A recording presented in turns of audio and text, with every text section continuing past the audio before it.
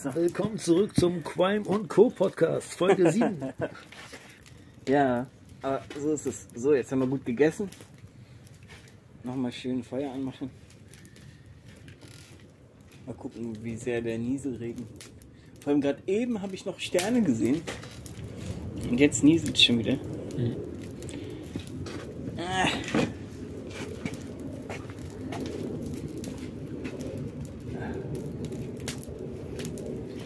Wie hat dir die Suppe geschmeckt? Wir machen mal hier so einen Suppen-Podcast. Ja, Suppe war sehr lecker.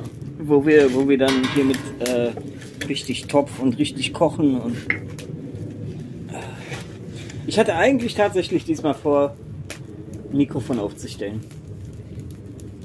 Aber hatte dann kurz vorher doch keine Lust. Ich weiß sogar, wie ich es jetzt machen könnte, wie ich es anstellen könnte. Dass man es einigermaßen gut schneiden kann. Und man hätte vielleicht sogar 2 Kameras. Ein 3D-Feuereffekt denn? Oder einfach nur... Nee, was erzähl mal? Nee. Ich meine jetzt technisch, wie man das technisch umsetzen kann.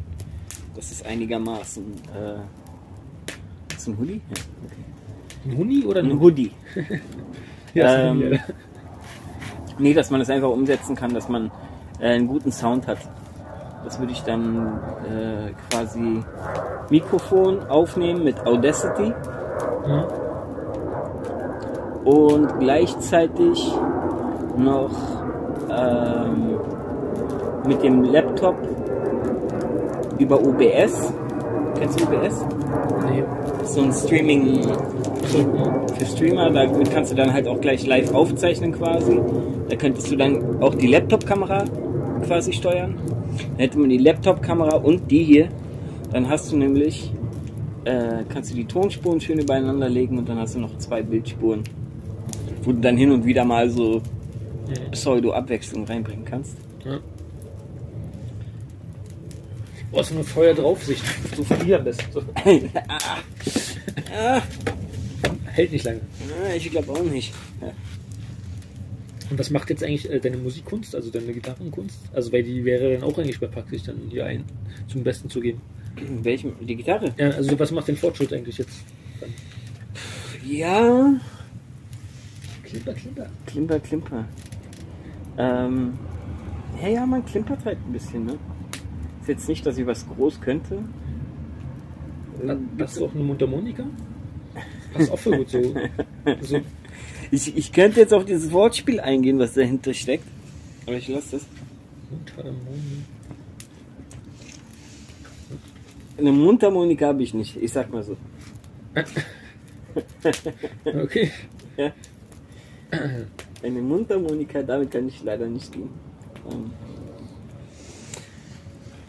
Ja, nächstes Mal kann ich ja mal die Gitarre hochnehmen. Aber ich kann halt immer noch keine Chorde wirklich greifen. Heißt es Chorde greifen? Chord spielen, Akkorde greifen. Also ich kann zwar aber ich kann den mit der Gitarre nicht, weil es halt so eine Kindergitarre ist und meine Finger dann doch ein bisschen zu groß sind dafür. Ich habe an der Gitarre festgestellt, dass meine Finger doch nicht ganz so dünn sind, wie sie es mal waren. Ja. Aber so ein bisschen ein bisschen geht auf jeden Fall. Ich könnte auf jeden Fall, ich sag mal so, wenn jemand ein Beat basteln würde, könnte ich auf jeden Fall 2, 3 Klimpereien mit beisteuern. Woraus man dann einen schönen Loop machen könnte und so. Ja, cool. Das wird sich ja dann wahrscheinlich zeigen, also bis zum Sommer, also gerade im Sommer dann, wenn es dann schon warm ist, werden es hier schön lange Lagerfeuer haben, ne? Mit der ganzen Familie. Und dann singen wir noch alle. So wie früher. Ja. Aber auch Mundharmonika, jetzt mal rein vom Instrument her gesehen, passt auch immer gut. Mundharmonika ist eigentlich voll das geile Instrument. Ne? Also so vom Klang her für so gemütliche Sachen. Voll geil. Als Jugendlicher fand man sowas peinlich, ne? So Mundharmonika und so.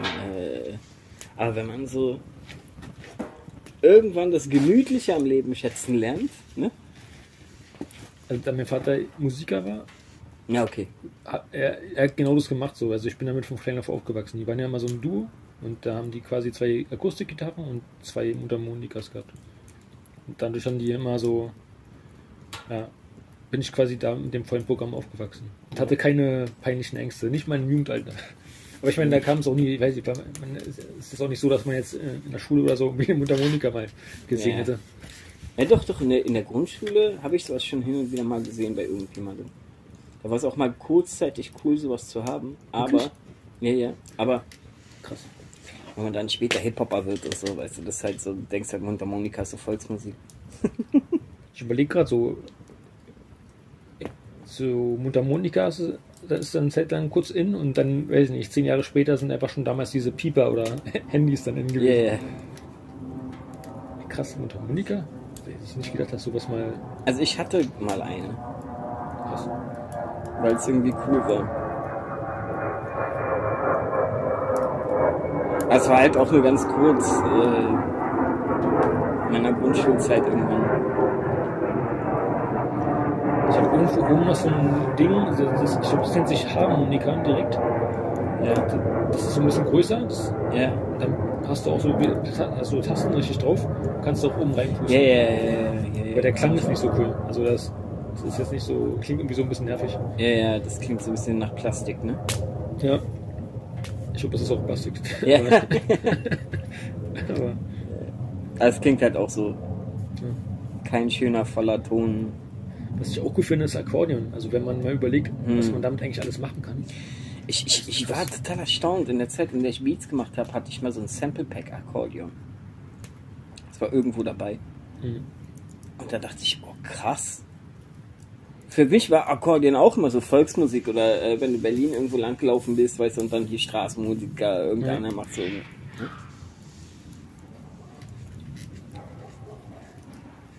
Prügelt sich gerade Katz. Ja. Aber Akkordeon passt wunderbar in Hip-Hop-Beats rein, das ist voll krass.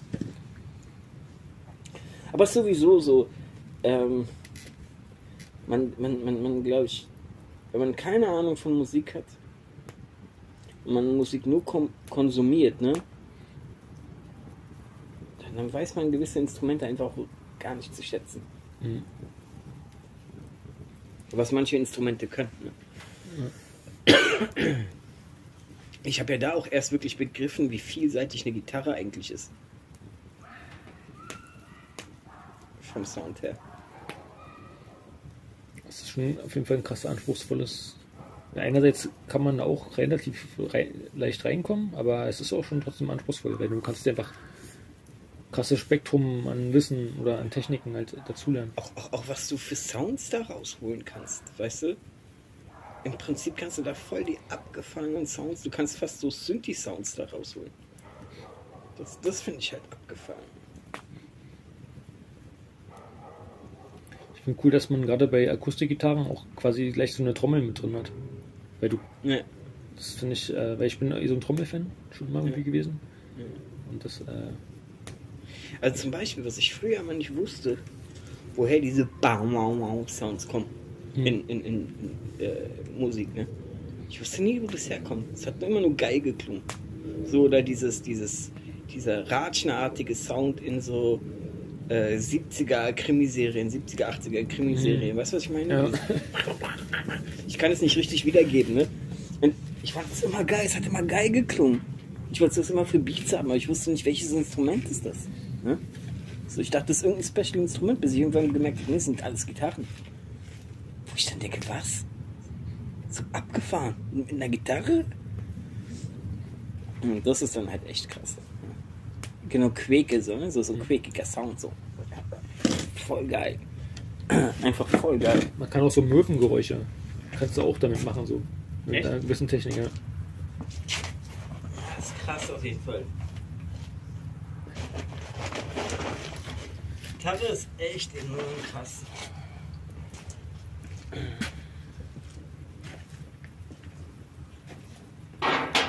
Hier so schön große, die 3 großen Flecke.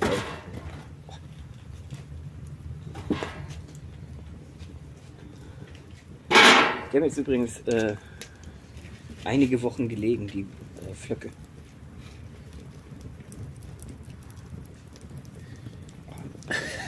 Ich werde angegriffen. Ja, der nieselt ganz schön, ne? Mhm.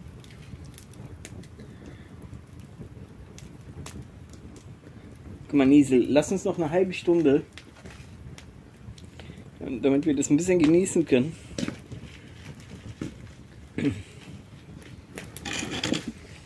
Ja. Ich glaube, so doll hat es noch nie geleuchtet im Video. Vielleicht im vergangenen Podcast. So. Ja, Das war schon eine ordentliche Nummer hier. krass. Ja. Ja. Der Aber es Zeit- brennt auch wirklich sauber, ne?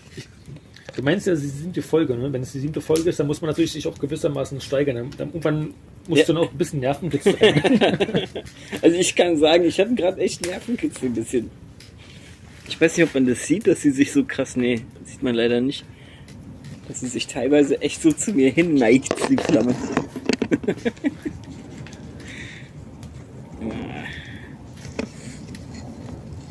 Ah ja. Sind wir schon warm? Ja. Also so wenig gefroren habe ich noch nie, seitdem wir Podcast hier gemacht haben. Ja. Podcast, Lagerfeuergeschichte. Lagerfeuergeschichten Podcast. Neulich am Lagerfeuer. Das heißt eigentlich Podcast. Was heißt das? Ich weiß es ehrlich gesagt nicht. Cast ist ja eine Übertragung und Pod ist. Ich würde Das war ein sagen, Wort Pod. Also ich meine, das ist doch auch ein, also so iPod und so, die haben das ja auch nicht erfunden. Das, ja, ich glaube, das hat wahrscheinlich irgendwas mit sowas. Ich glaube, es hört sich für mich so an wie irgendwas, was in so einer Box ist. Weißt du? Ein Pod. Ja. So. Hm?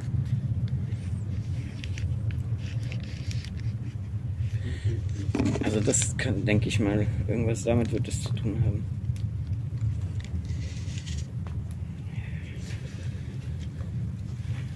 Ich muss mich ganz kurz regen.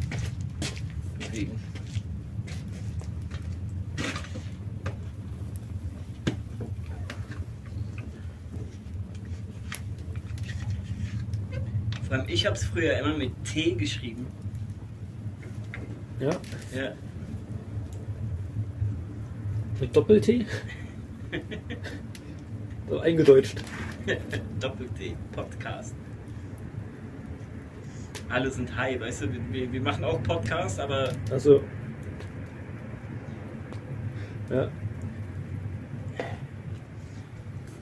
wir verbrennen dann Substanzen im Cast. Grasi Goreng. Hä? Grasi Goreng. Grasi Goreng. Grasi Goreng, wir werden krass. Puddi.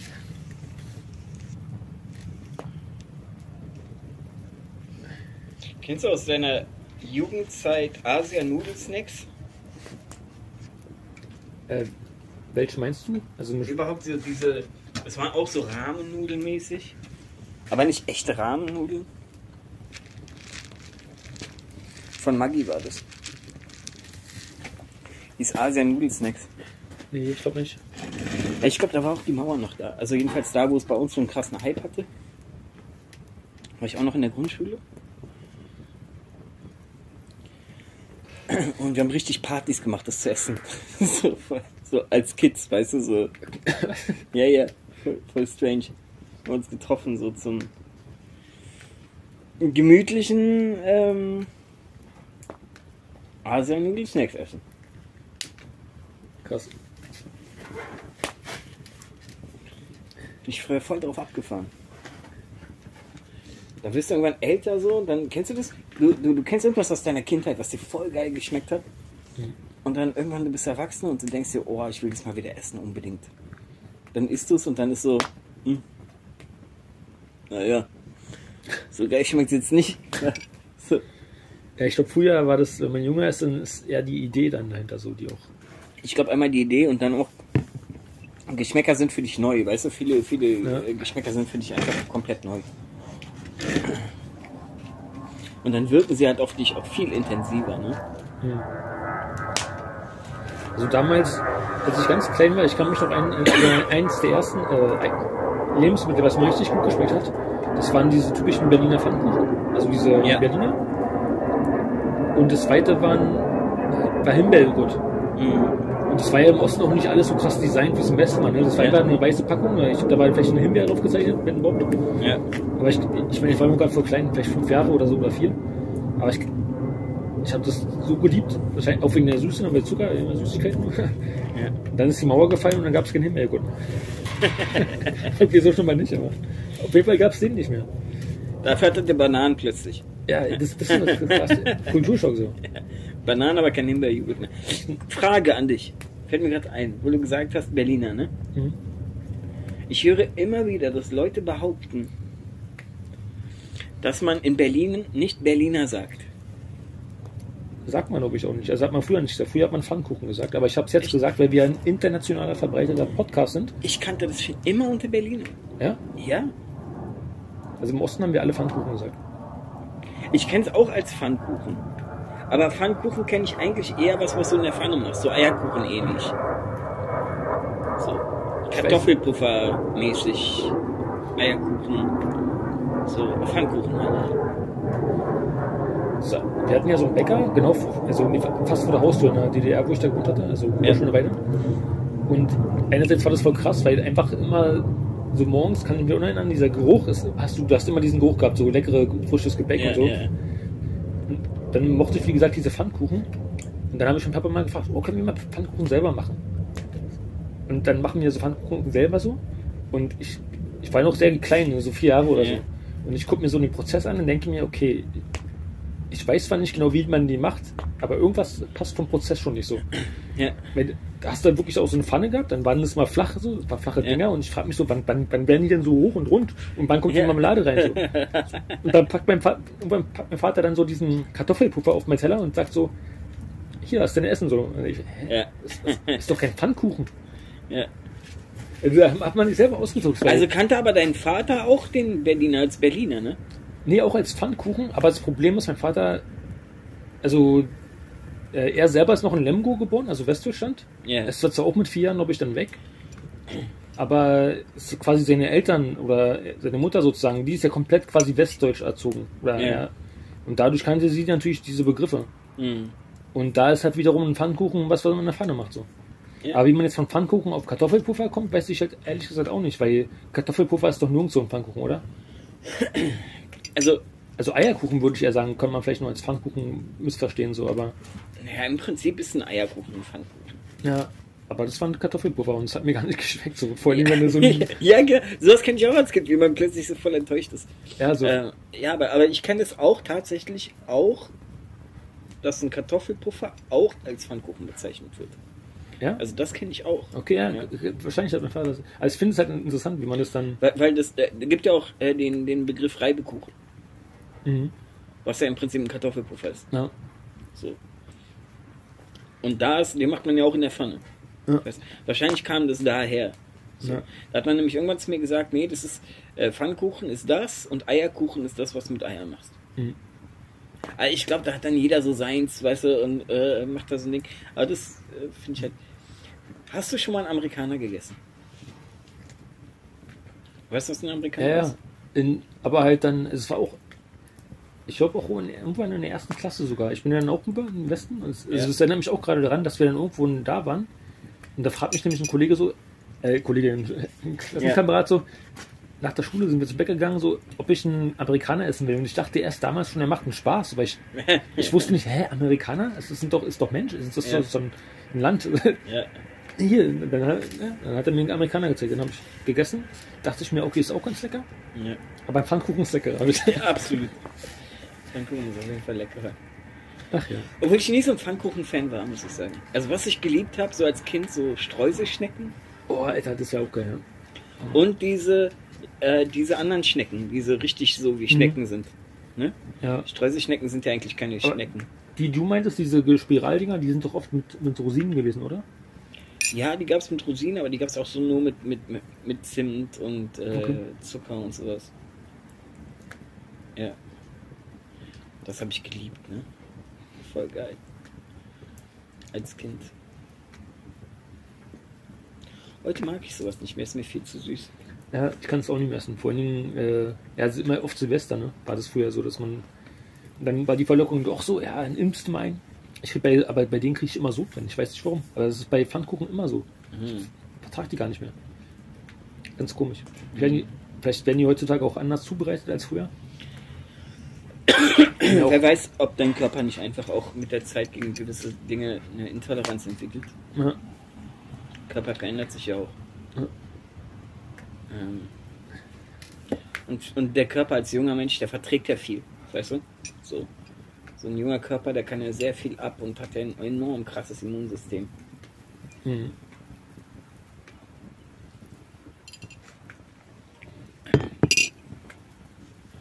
Ich wollte noch sagen, dieses Missverständnis, ne, mit diesem Kartoffelpuffer, was mein Vater da damals gemacht hatte. So, das war so mein erstes leichtes Zweifeln an der Autorität. So. Echt? Ja, also mir ist damals einfach schon bewusst geworden, was ein Missverständnis ist. Ich fand es jetzt auch nicht schlimm, glaube ich. Ich meine, wir waren wirklich noch sehr klein, dann nimmst du das Leben ja eh mehr oder weniger so hin, wie es kommt. Mhm. Aber mir ist schon damals relativ früh klar geworden, dass man...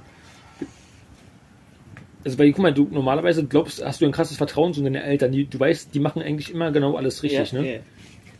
Und dann denkst du ja, also, ja, nur weil man selber an Pfannkuchen denkt der andere halt nicht unbedingt gleich an Pfannkuchen. So. Und ja. Also, da kann ich dir sagen, da gab es bei mir auch so Dinge. Ich glaube, da gab es viele Dinge. Ja. Schätze ich mal einfach so. Ich war nicht dabei. Pass auf, ich habe immer Kinderbrei geliebt, ne? Ich habe das einfach geliebt. So Babybrei. Ja. Weißt du? So. Aber wenn mit Schokolade oder so Banane. Ne? So. Und dann meine Eltern immer, ja, meine Mutter erzählt ja heute noch so, oh ja, die hat uns immer wir haben Brei geliebt, ne? Aber die hat den immer mit so Beeren, gefrorene Beeren gemacht. Hat mir überhaupt nicht geschmeckt. Der hat sich immer gefreut, ne? So, bis heute, ne? Aber es war immer so, ich war immer enttäuscht, weißt du, ich habe mich immer auf Brei gefreut. Und dann packt sie das hin und dann so, erstmal dieser Grießbrei, so körnig, so, Heute kann ich Grießbrei mal essen, aber damals war so, oder wir haben ja damals so viel Asterix und Obelix gehört und meine Mutter, die dann irgendwann mal gesagt hat, sie macht uns einen Zaubertrank, ne? Und da hast du dieses Ding vor dir und du denkst, das ist aber kein Zaubertrank. Weißt du, so, du bist voll enttäuscht. Also was kannst du bei Kindern nicht machen. Ja, yeah, das ist so. Kinder sind nicht dumm. Ja. Weißt du, die merken, dass du die verarscht. So. Ja. Hier wegen den Bären, die du meintest, ich verstehe jetzt anscheinend, glaube ich, warum Ronja das so macht. Ich mache auch manchmal so Grießbrei, also das ist nicht oft, aber ab und zu. Ja. Sie hat ja oft immer irgendwelche gefrorenen Sachen, und dann haut sie das da mal rein und ich denke immer, das passt doch gar nicht. Genau. Das ist doch irgendwie... Exakt, es passt nicht. Genau das ist mein Ding. Es passt nicht. Ja. Es passt genauso wie Schokolade nicht mit Orange passt. Also als Kind würde ich dir vollkommen recht geben. Ja? Ich muss sagen, ich habe irgendwann mal ich weiß, schon eine Weile her, da gab es Schokolade mit so leichten getrockneten Orangenstücken. Und das fand ich zum Beispiel wirklich, war okay, also fand ich lecker. Finde ich ganz grausam. Ich finde, es gibt einfach Sachen, die gehören nicht zusammen. Weißt du, ne? Und Grießbrei und so Beerenfrüchte gehören einfach nicht zusammen. Das ist so No-Go. Milchreis dann wahrscheinlich auch nicht, oder? So mit gefrorenen Früchten. Nee, gar nicht. Milchreis, genauso eine Nummer. Was ich geliebt habe als Kind, war dieser Müller-Milchreis mit Zucker und Zimt. Ja? Oh, der war auch nicht schlecht, ne? Ja, richtig krass. So, und vor allem, weißt du, man hat so Schatzgraben gespielt, weißt du? Du gräbst so den Milchreis weg, bis du unten an diese braune Soße da kommst, ne? Und dann so, oh, weggeschlagen. Und dann plötzlich, ich weiß natürlich nicht mehr genau, wie es war, aber meine Eltern bringen dann irgendwann Milchreis nach Hause, aber dann Schokolade. Die sagen, ist genauso. Und ich esse so und dann denke ich, nee, das ist nicht so. Ich bin voll enttäuscht. Ja. So. Oder mit Früchten dann.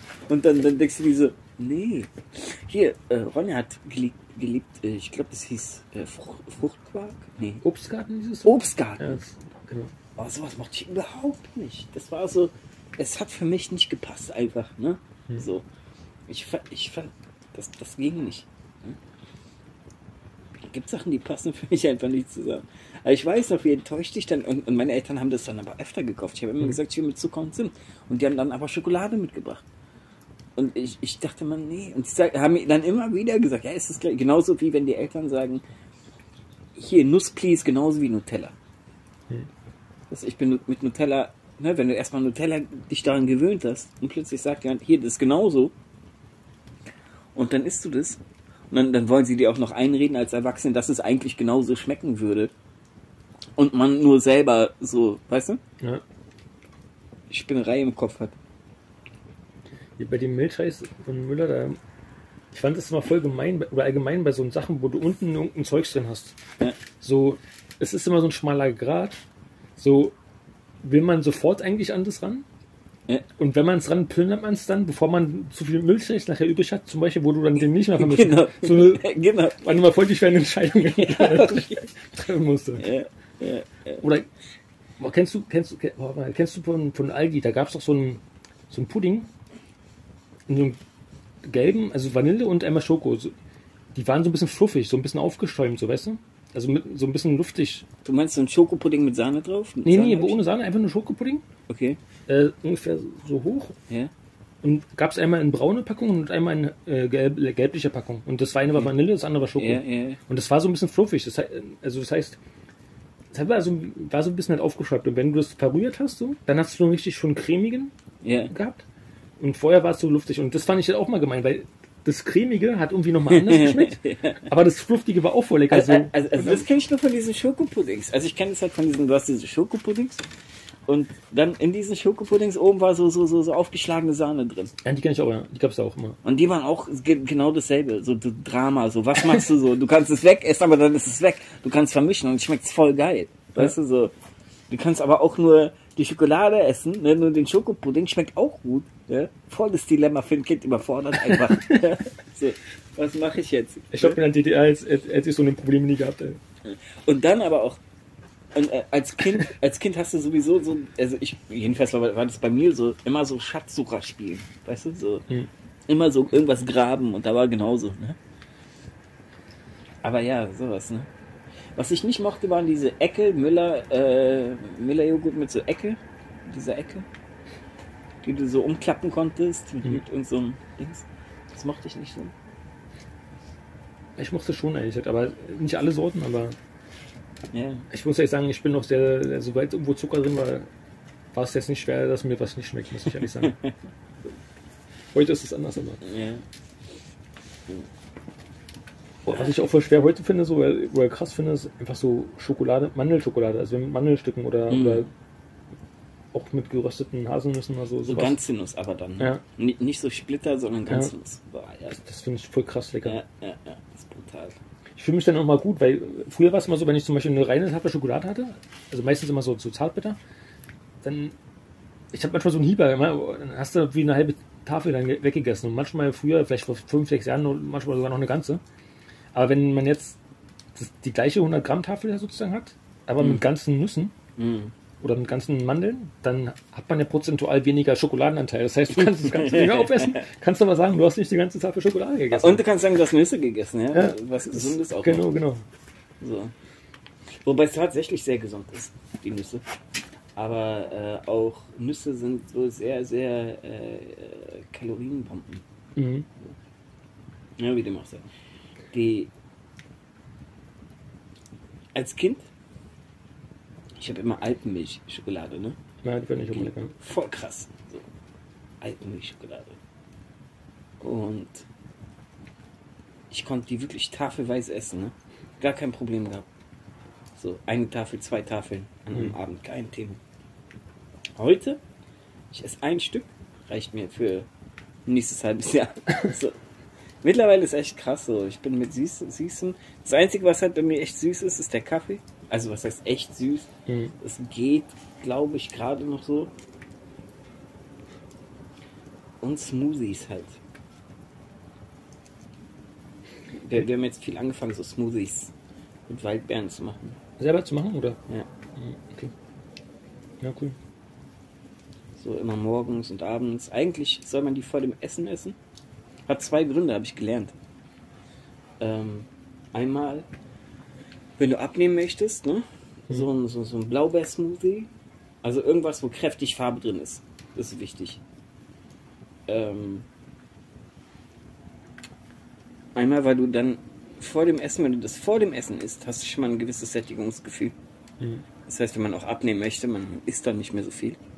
Und gleichzeitig ist es so, dass du damit gute Darmbakterien und Verdauungsenzyme anregst, aktiv zu werden, ja, die, wenn du jetzt so Junkfood oder sowas isst, nicht aktiv sind. Ja? Und das heißt, wenn die nämlich aktiv sind, dann können die anderen, die aktiv werden, wenn Junkfood kommt, die haben dann nicht so viel Platz. Die können dann nicht aktiv werden. Weißt du? Das heißt, Junkfood kann nicht richtig dann in deinen Körper quasi gelangen. Ja. Ne? Sondern nur die guten Darmbakterien sind dann da schon mal bevölkert. Das sind so die 2 Gründe, warum man das vor dem Essen machen sollte und am besten sogar noch auf leerem Magen.